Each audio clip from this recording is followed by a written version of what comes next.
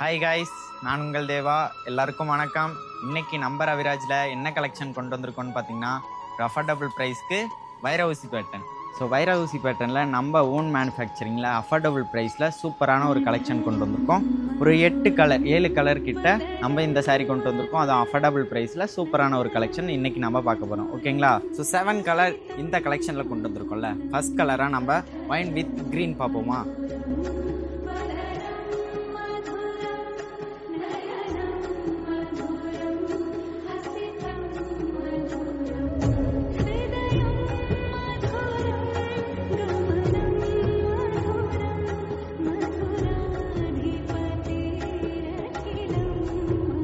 இந்த வைர ஊசி பேட்டர்ன் ஃபுல்லாகவே கஸ்டம் பண்ணி வந்திருக்கு.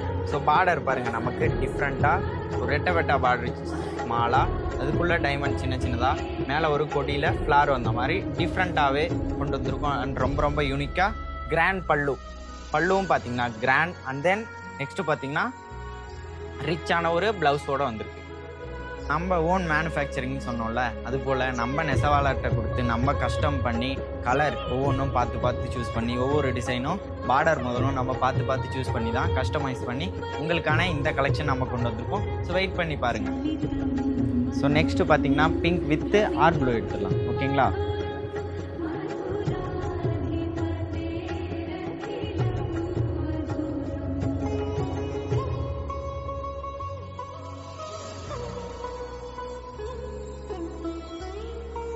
இந்த வைர ஊசியோட கலெக்ஷன் பெனிஃபிட் என்னன்னு பார்த்தீங்கன்னா, உங்களுக்கு நம்ம கஸ்டம் பண்ணதுனால ஒன்று பார்த்து செஞ்சதுனால normal wash and shampoo wash பண்ணாவே போதும். அயன் பண்ண தேவையில்லை. முக்கியமாக சொல்லணும்னா அயன் பண்ண தேவையில்லை. அண்ட் தென் நெக்ஸ்ட்டு பார்த்தீங்கன்னா மெயின்டைன் பண்ணுற அவசியம் கிடையாது. நமக்கு சாரியும் லுக் பார்த்தீங்கன்னா கிராண்டாக பட்டு சாரி மாதிரி வந்துடும். நெக்ஸ்ட் கலர் பார்த்தீங்கன்னா பாட்டில் க்ரீன் வித் பிங்க் பார்டரில் ஓப்பன் பண்ணலாம்.